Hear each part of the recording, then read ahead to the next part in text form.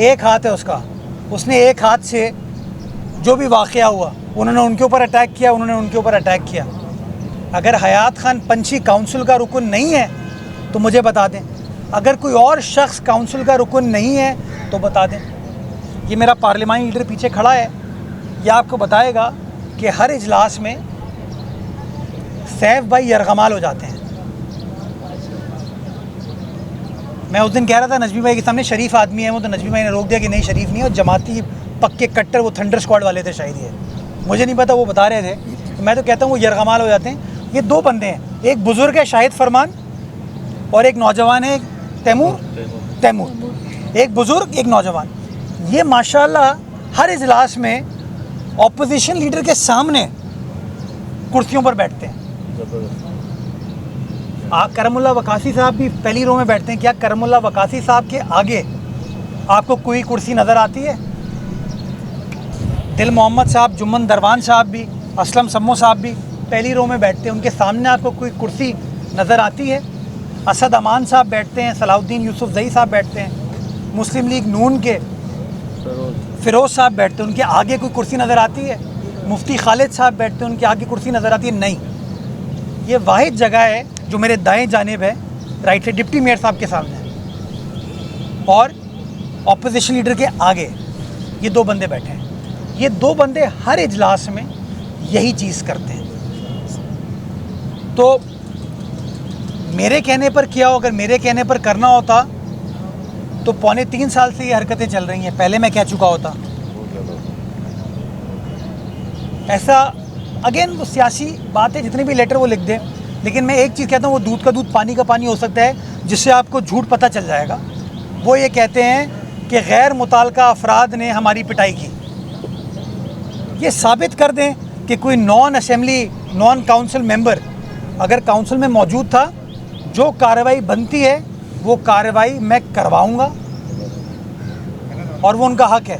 लेकिन अगर ये साबित हो जाता है कि मार पिटाई जो हुई है,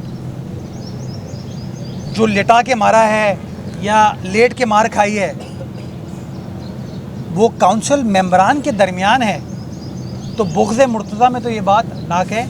आपने देखा, मैं फरीद भाई इस बात को एम्फसाइज़ करना चाहता हूँ कि जैसे ही वो काउंसिल से गए, इजलास बिल्कुल सही चला। पीटीआई उनकी इत्तेहादी है, मेरी इत्तेहादी नहीं है। उन्होंने हाफिज़ नईमुर रहमान साहब को वोट दिया था। उस पीटीआई के रहनुमाओं ने उनके बॉयकॉट का हिस्सा नहीं बने, और आप लोग चूँकि मीडिया गैलरी में बैठे थे, आपको आवाज़ें आ रही होंगी कि वो बता रहे थे कि यार 3.25 साल से तुम लोग टाइम ज़ाया कर रहे हो, हम उसका हिस्सा नहीं बनना चाहते। तो मेरा अपना मानना ये आइसोलेशन में आप जा रहे हैं। हमने साबित किया। मैं चाहता जब ये मार पिटाई स्टार्ट हुई, मैं काउंसिल के इजलास को ख़त्म करके चले जाता, और इनका टारगेट यही था कि इजलास ना हो। हम बैठे वहाँ पे, हद्दुल इम्कान कोशिश की ये चीज़ ना हो।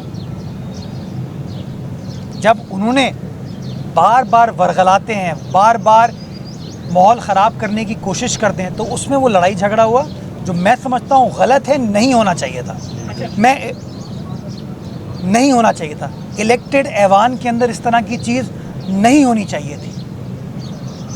लेकिन उनको अपने किरदार पर नज़रसानी करने की ज़रूरत है कि ये नहीं हो सकता कि अपने लिए कुछ और उसूल राइज करें और दूसरों के लिए कुछ और उसूल राइज करें। जो इंक्वायरी कहेंगे मैं इंक्वायरी कराने को तैयार हूँ।